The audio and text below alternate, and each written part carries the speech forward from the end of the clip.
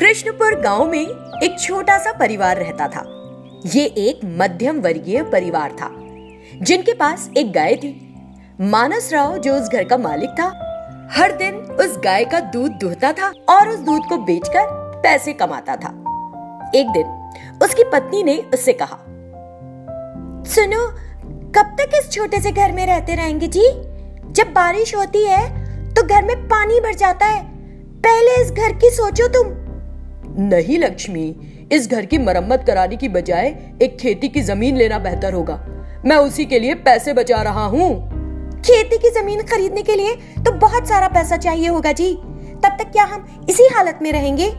लोग हम पर हंसते हैं। जब भी बारिश होती है हमें किसी और के घर जाकर रहना पड़ता है। मुझे ना पसंद आती है ये बात। कुछ तो करो, घर की मरम्मत पहले करो, बाद में ले लेना खेत वेत। नहीं तो मैं जा रही हूँ अपने मायके, और तब तक नहीं आऊंगी वापस जब तक तुम घर नहीं बना लेते। ये सुनकर मानस राव को सोचना पड़ गया।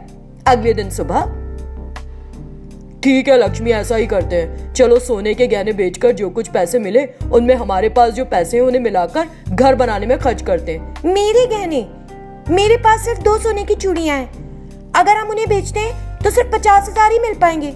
मैं लगभग 2 लाख रुपए बचा चुका हूँ। घर की जो हालत हो रही है उसमें 3 से 4 लाख तो लग ही जाएंगे अच्छी तरह मरम्मत के लिए। सुनो, अगर हम अपनी गाय बेचते हैं तो 50,000 तो मिल ही जाएंगे। तो गाय को बेच दो। वो गाय हमारे साथ इतने लंबे समय से है। हमने उसे अपने बच्चे की तरह रखा है। मैं उसे नहीं बेच सकता। पता नहीं सामने वाला कैसे रखेगा। ये तो सच है जी, लेकिन घर बनने के बाद कुछ कमाई करके उस गाय को जिसे बेचेंगे उससे वापस खरीद लेंगे ना। किसी अच्छे आदमी को बेचो। मानस राव गाय को बेचने के लिए राजी हो गया। जिस आदमी ने वो गाय खरीदी उसने मानस राव को पैसे दिए और गाय लेकर चला गया। उस रात जब लक्ष्मी और उसका पति गहरी नींद में थे, एक चोर उनके घर में घुस गया और सारा पैसा और साथ ही सोना भी चुरा लिया। अगले दिन जब पति पत्नी को पता लगा तो दोनों सदमे में आ गए। ए जी, मैंने तो कभी सपने में नहीं सोचा था कि ऐसा होगा। हमें तो घर घर आने की सोची और जबरन गाय भी चली गई।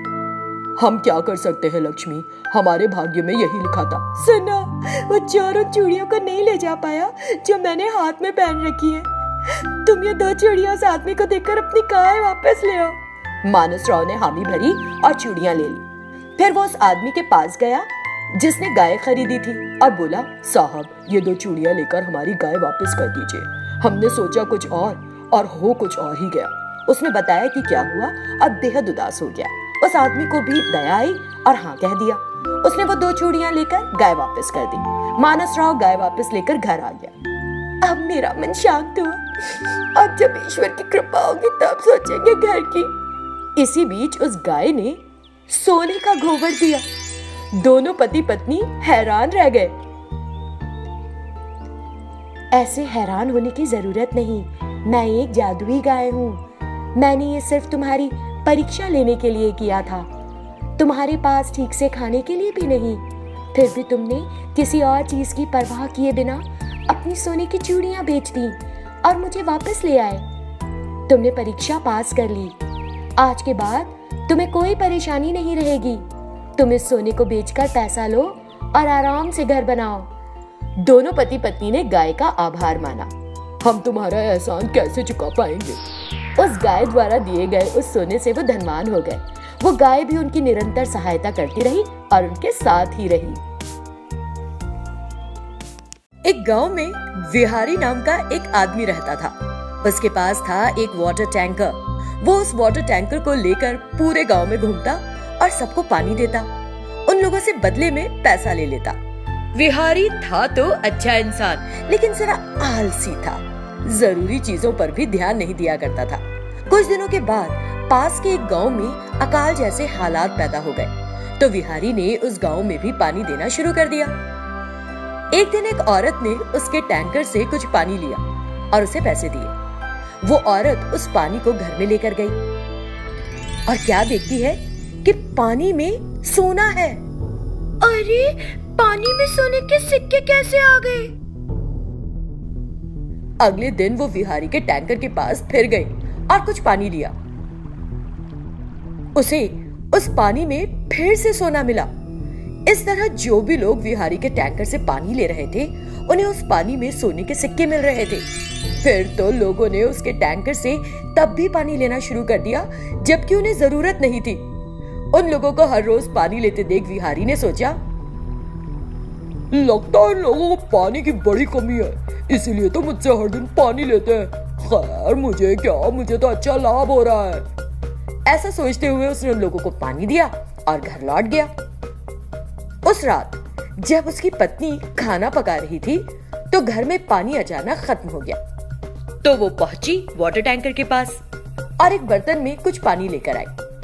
जब उसने उस पानी में देखा तो उसे सोना मिला, जिसे देखकर वो हैरान रह गई और चिल्लाई, सुनो सुनो, एक बार इधर तो आओ, इस पानी में सोना है।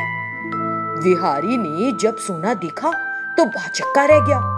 अरे हाँ, इस पानी में ये सोने के सिक्के कहां से आ गए? फिर उसने जाकर अपने टैंकर से सारा पानी निकाल दिया। उसे ढेर सारे सोने के सिक्के मिले। विहारी को पहले तो ये सपना लगा, फिर वो काफी देर तक सोचता रहा। तो ये वजह थी कि बार बार लोग आकर मेरे टैंकर से पानी ले रहे थे। मैंने ध्यान से अपने आलसीपने की वजह से देखा नहीं, लेकिन ये सिक्के इस वाटर टैंकर में आए कहां से? फिर विहारी ये राज जानने के लिए तालाब के पास गया। उसने वहां पर एक साधु को देखा और जाकर उन्हें बताया कि क्या हुआ। साधु बोले, देखो लड़के, इस तालाब में बहुत सारा सोना है। तुमने बिना ये जाने पानी ले लिया, लेकिन सावधान रहना, इस बात को किसी से कहना नहीं, वरना तुम खतरे में पड़ जाओगे। ठीक है साधु जी, मैं किसी को नहीं बताऊंगा। ऐसा कहकर वो वहां से चला गया। विहारी आज भी आता है और अपने टैंकर को उस तालाब के पानी से भरता है।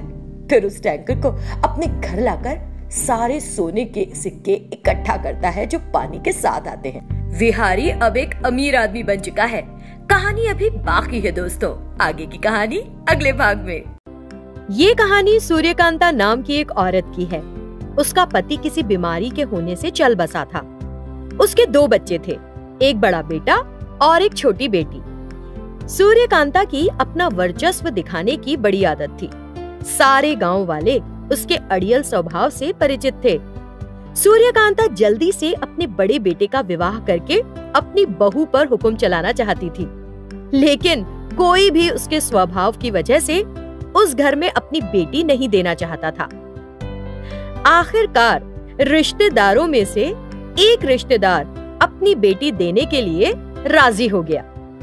एक दिन सूर्यकांता लड़की देखने गई और फौरन बात पक्की कर दी। लड़की की माँ से बात करते हुए उसने पूछा, ये तो बताओ बहन कि मेरे होने वाली बहू की पसंदीदा पकवान क्या है?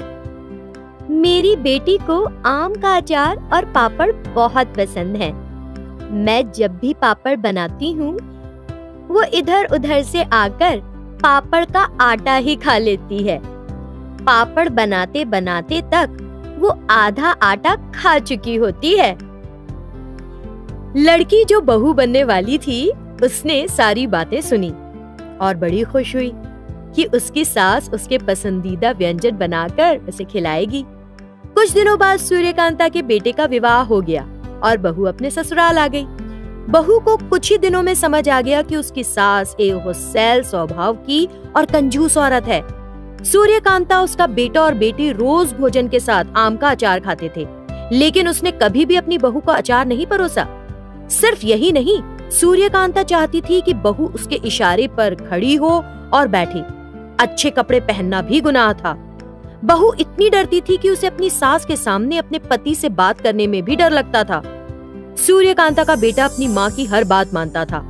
बहू ने 1 साल अपनी सास का जुल्म सहकर बिताया। एक दिन सूर्यकांता की बेटी का रिश्ता तय हो गया। विवाह के 4 दिन पहले से सूर्यकांता ने अपनी बहू से घर के सारे काम करवाए और उस मौके के लिए कई तरह के अचार बनाए, लेकिन पापड़ और आम का अचार सूर्यकांता ने खुद बनाने का निर्णय लिया। दोनों चीजें बहू की पसंदीदा होने के बावजूद उसने उसे वो चखने भी नहीं दी। सूर्यकांता ने आम का अचार सारा खुद बनाया, जबकि उसके हाथ मिर्च से जल रहे थे। उसने पापड़ अगले दिन बनाने का मन बनाया। बहू जो ये सारी चीजें होती देख रही थी, अपने पति से बोली, सुनो, तुम्हारी माँ का स्वभाव इतना खराब क्यों है? उसने मुझसे और सारे काम करवाए और कई सारे अचार बनवाए, लेकिन जब आम का अचार बनाने की बात आई तो खुद बनाने बैठ गई कि कहीं मैं चख ना लूं। कल वो पापड़ बनाने वाली है। मुझे पापड़ का आटा इतना पसंद है, लेकिन मुझे इतना सा भी खाने को नहीं मिलेगा। बताओ मैं क्या करूं? क्या तुमने कभी किसी सास को अपनी बहू के साथ ऐसे करते देखा है? मुझे नहीं पता, जो करना है करो, मैं अपने ऑफिस जा रहा हूँ। तो पत्नी बोली, मेरे पास एक उपाय है, मैं यही करूंगी अब। जब तुम्हारी माँ पापड़ का आटा पीस लेगी तो मुझसे वहाँ साफ करने के लिए कहेगी, तब मैं चक्की के आसपास लगा आटा इकट्ठा करके खा लूंगी। मेरे पास बस यही तरीका है पापड़ का आटा खाने का। तुम चले जाओ ऑफिस। सूर्यकांता बगल के कमरे में ही सो रही थी। उसने सारी बातें सुन ली। बड़ी अकल वाली बनती है, ये तेरा उपाय है। मैं मूर्ख नहीं कि तुझे पापड़ का आटा चखने भी मिल जाए, समझी?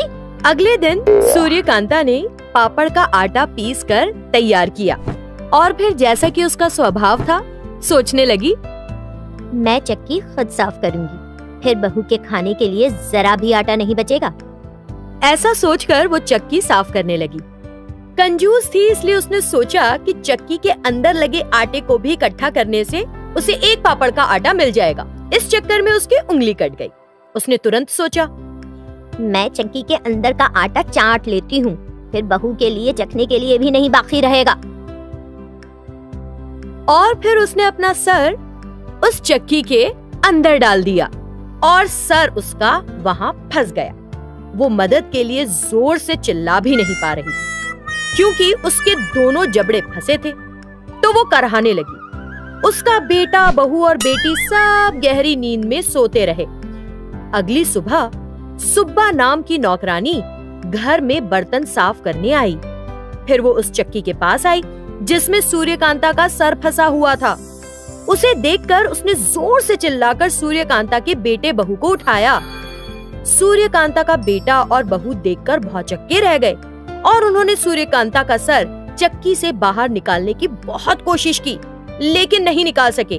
तो सुब्बा बोली, सुनो बेटा, तुम एक बार सूर्यकांता के कूल्हे पर एकदम से कूदो, तब वो अपने आप सर बाहर निकाल लेगी। सूर्यकांता के बेटे ने वही किया। सूर्यकांता का सर चक्की से बाहर आ गया, लेकिन वो अपने सूजे हुए सर और कूल्हे में दर्द से तड़प रही थी। विवाह का कार्यक्रम पूरा होने तक वो अपने बिस्तर से उठ भी नहीं सकी। सूर्यकांता ने अपने गुस्सैल स्वभाव और कंजूसी से अपनी बहू को हर तरह से सताया, लेकिन आखिर में अपनी बेटी के विवाह कार्यक्रम में शामिल ना हो सकी।